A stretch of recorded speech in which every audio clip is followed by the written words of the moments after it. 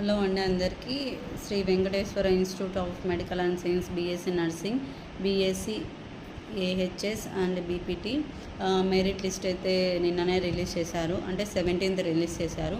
So merit list మనం ఇక్కడ చూసినట్లయితే మీకు నేను వీడియో కూడా చూపిస్తాను. వాళ్ళ వెబ్సైట్ మనం ఓపెన్ చేసిన వెంటనే అంటే టెంపుల్ లొకేషన్ వస్తుంది. ఇలా దాని కింద స్క్రోల్ అవుతూ ఉంటుంది.